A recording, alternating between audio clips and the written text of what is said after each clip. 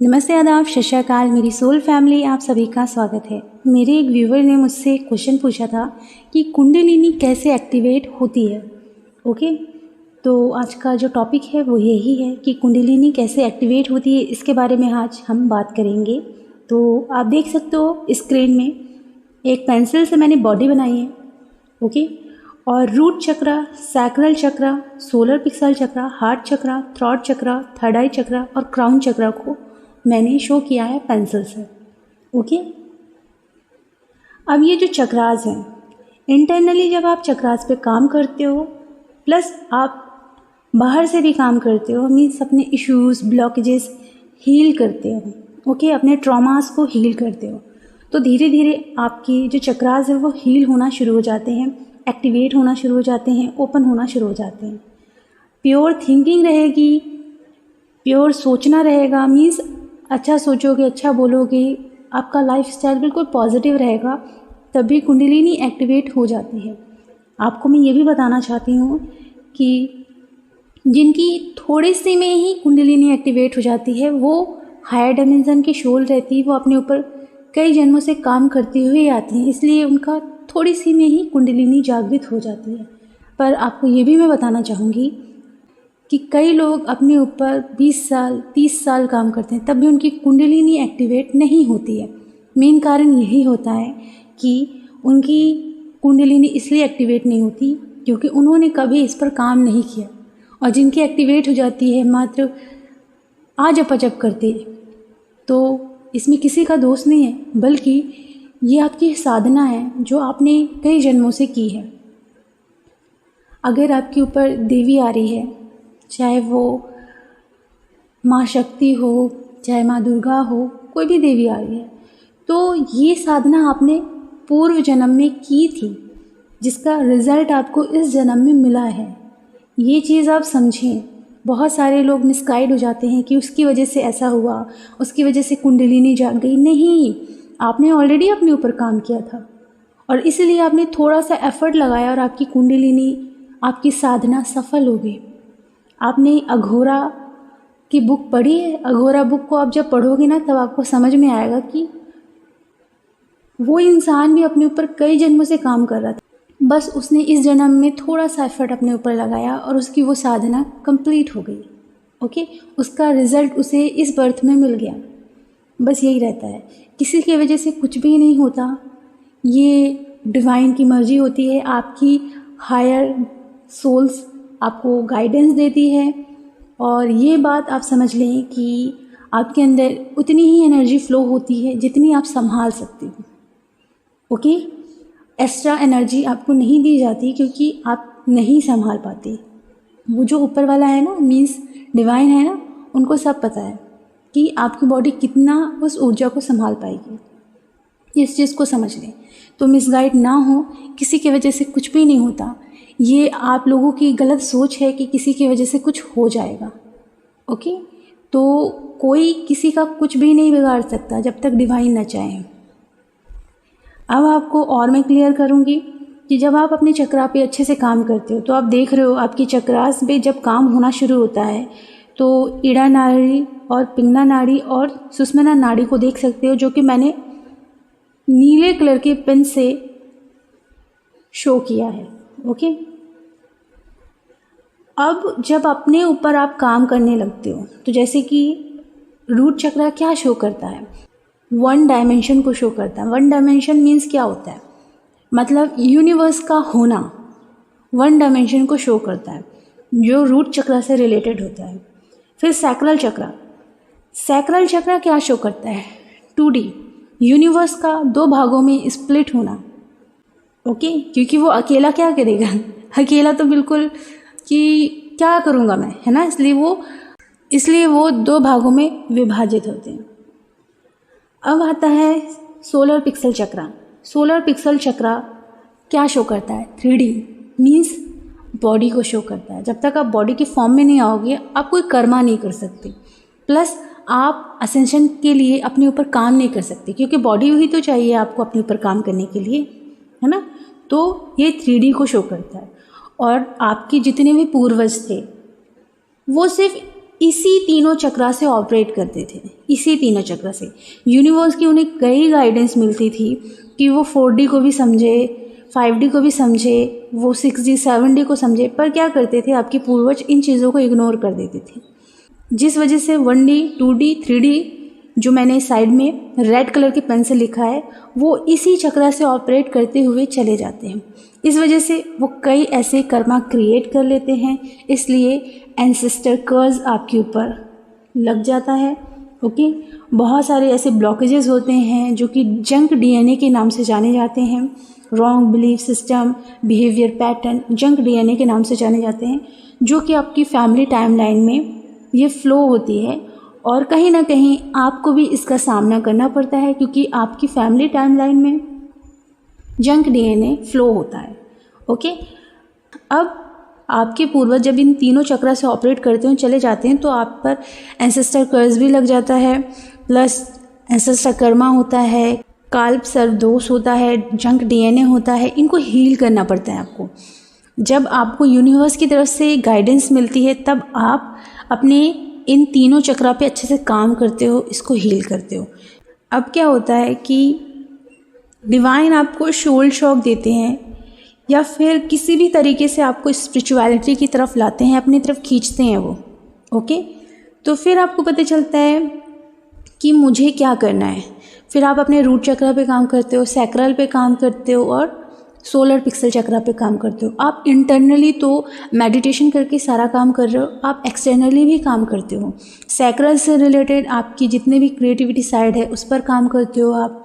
Okay, root चक्र से related आप क्या करते हो, एंसेस्टर हीलिंग करते हो, प्लस सैक्रल और रूट से रिलेटेड जो डीएनए जंक डीएनए पैटर्न होते हैं उन्हें आप हील करते हो। मतलब बाहर से आप ब्लॉकेजेस और अपने इश्यूज़ को हील करते हो, देखते हो, अपने शैडो साइड को देखते हो। ओके, जब आप ये सारी चीज़ें करना शुरू करते हो फिर धीरे धीरे क्या होता है कि आपकी जो एनर्जी होती है वो 4D में शिफ्ट होती है। मीन्स आप हार्ट चक्रा से ऑपरेट करते हो तो आपकी हार्ट ओपनिंग होनी शुरू होती है।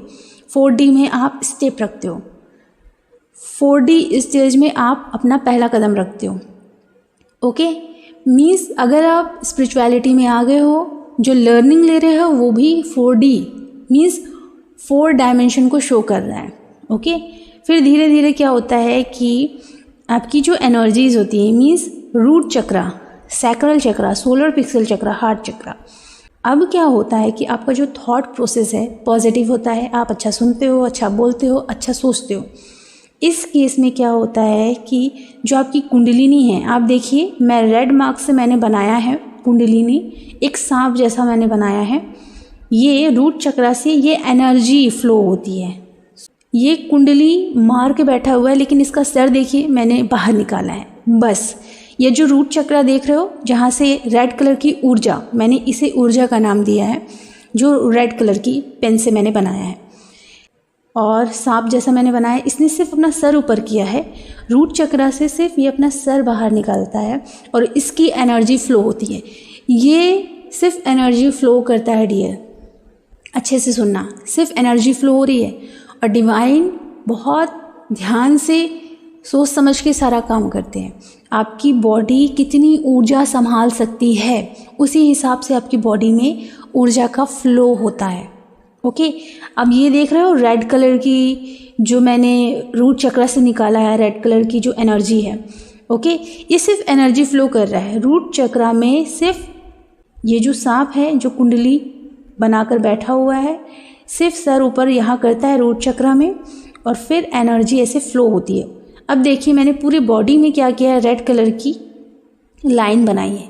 ये क्या शो कर रहा है, ये सिर्फ एनर्जी शो कर रहा है। आपकी जब एनर्जी ऊपर की ओर आती है ना तो आपके धीरे धीरे जितने भी बॉडी में प्रॉब्लम्स होती हैं, जितने भी पेन होते हैं, ये एनर्जी आपकी पूरी बॉडी को क्लीन करती है।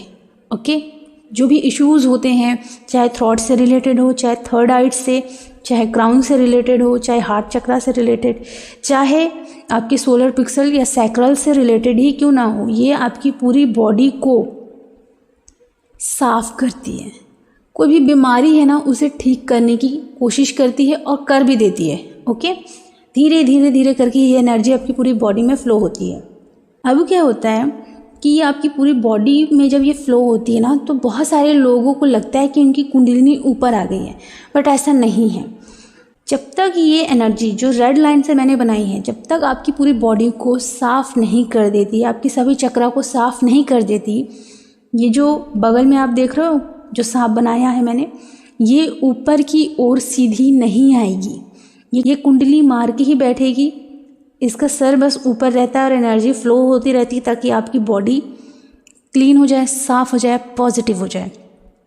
इस केस में इसे कहा जाता है लाइट बॉडी एक्टिवेशन। अब आपकी बॉडी लाइट बन जाती है। इस केस में आप लोग नेगेटिव ऊर्जा को बहुत जल्दी फील कर लेते हो, पॉजिटिव ऊर्जा को भी फील करते हो। अगर आपके बगल से कोई नेगेटिव एंटिटीज़ गुजरती है तो आपको एहसास हो जाता है, कोई इंसान नेगेटिव सोच रहा है आपको पता चल जाता है।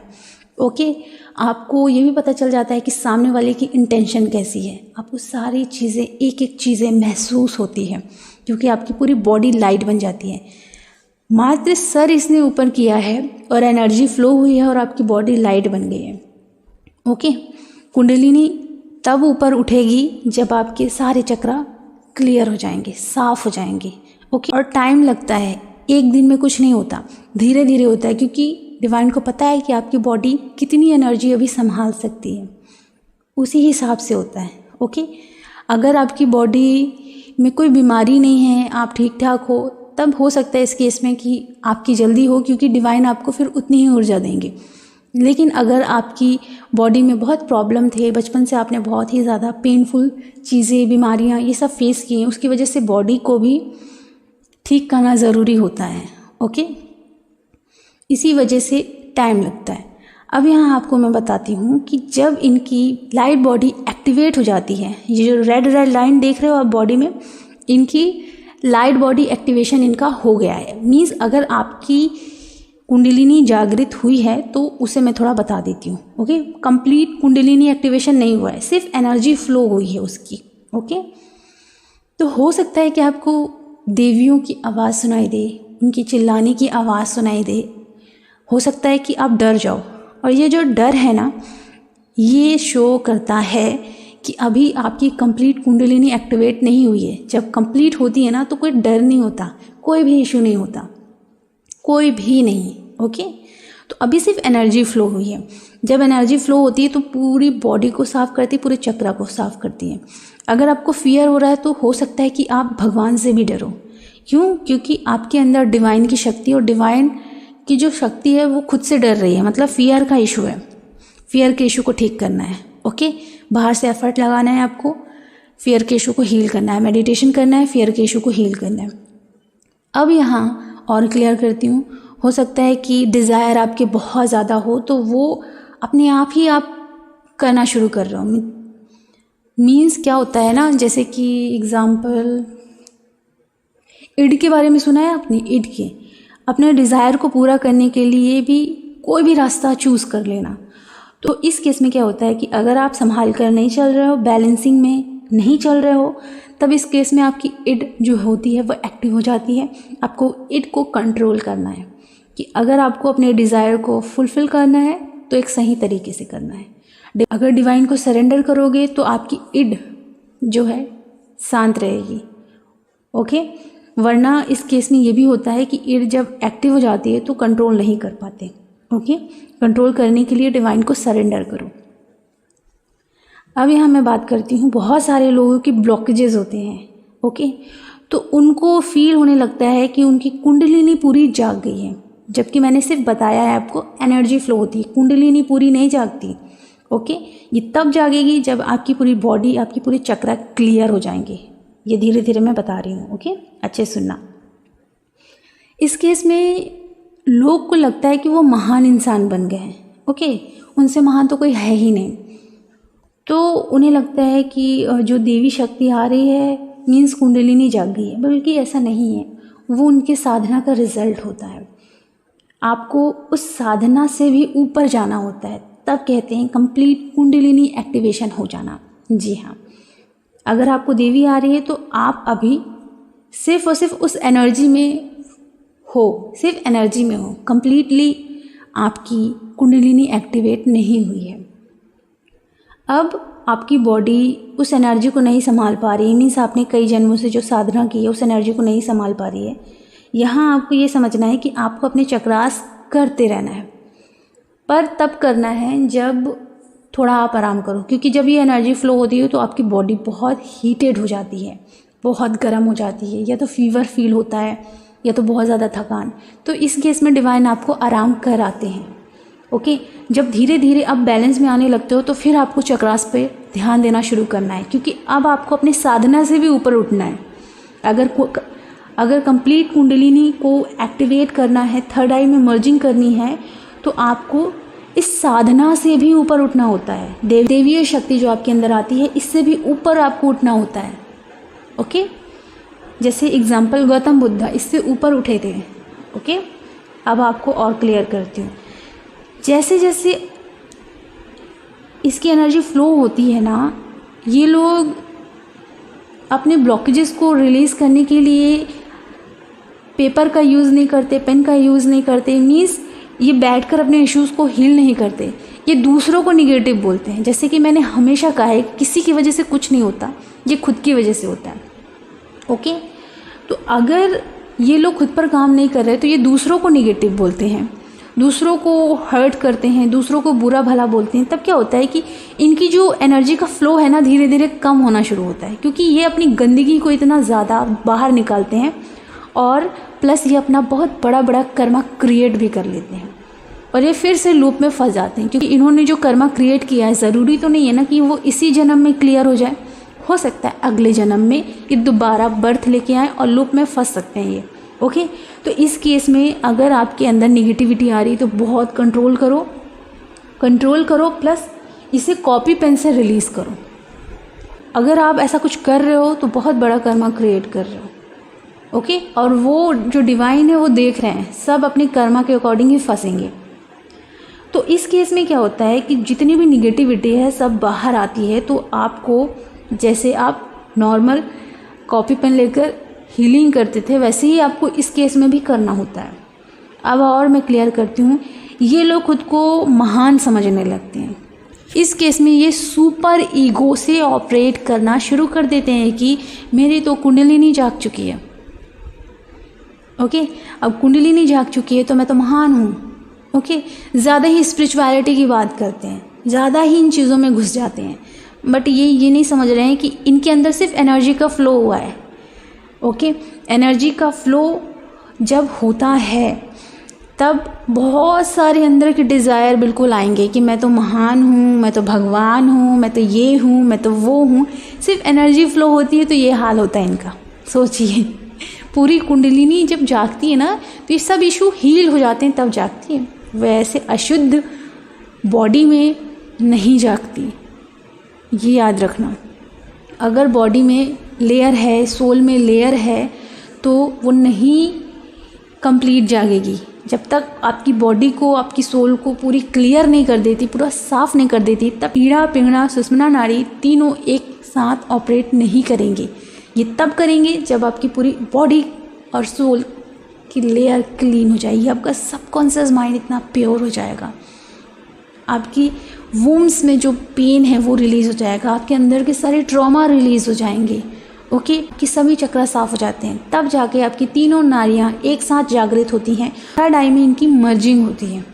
ओके, तो जैसे मैंने आपको बताया सिर्फ एनर्जी फ्लो होती है। तो अभी जितने लोग हैं ना, किसी की कुंडलिनी कंप्लीटली जागृत नहीं हुई है, बस रूट चक्रा में उस सांप ने जो अभी कुंडली मार के बैठा हुआ है, उस सांप ने सिर्फ अपना सर ऊपर किया है और आपकी पूरी बॉडी में एनर्जी फ्लो हो रही है और आपकी बॉडी लाइट बॉडी बन चुकी है, क्योंकि अब आप हर एक निगेटिविटी को भाप लेते हो। लेकिन अगर पहले से बैलेंस में होना तो बहुत अच्छे से ग्रो करते हो आप लोग, बहुत ही अच्छे से। अब और थोड़ा मैं क्लियर करती हूँ कि ये जो 3 लाइन में आप देख रहे हो ना, सुषुम्ना, ईड़ा, पिंगला नाड़ी, है ना। अब देखिए कि जब ये एनर्जी फ्लो होती है तो आपका थ्रोट चक्रा भी ओपन होता है, जिसे मैंने रेड लाइन से मार्क किया है 5D। मीन्स यहाँ से आपकी स्पिरिचुअलिटी का रास्ता ओपन होता है। फिर आपके सभी थर्ड आई, क्राउन चक्रा को ये जो ऊर्जा है कुंडलिनी की ऊर्जा पूरा क्लियर करती है। और फिर धीरे धीरे क्या होता है कि आपकी ईड़ा पीड़ा नाड़ी धीरे धीरे ऊपर की ओर आती है और थर्ड आई में मर्ज हो जाती है, मीन्स 6D में आ जाती है। फिर जब पूरा ऊपर निकलना रहता है तो 7D में आता है। मैं क्लियर करना चाहूँगी, जो थ्रॉट चक्र में मैंने 5D को शो किया है, ये स्पिरिचुअलिटी का मेन रास्ता होता है। ओके, तो कुंडलिनी की ऊर्जा आपकी पूरी बॉडी को साफ कर देगी। तो ईड़ा पीड़ा सुषुम्ना नाड़ी मिलकर ये 6D में पहुंच जाएंगे। यहाँ डिवाइन मर्जिंग होती है। ओके, और फिर ये ऊर्जा जब ऊपर की ओर निकल जाएगी तो ये 7D को शो करता है। ओके, यहाँ क्या होता है कि आपकी पूरी बॉडी लाइट बॉडी बन जाती है। जब आपकी पूरी बॉडी लाइट बन जाती है तब ये सारा केस होता है। आपको और मैं क्लियर करना चाहूँगी कि सिर्फ कुंडलिनी जगाने के पीछे बिल्कुल ना भागें।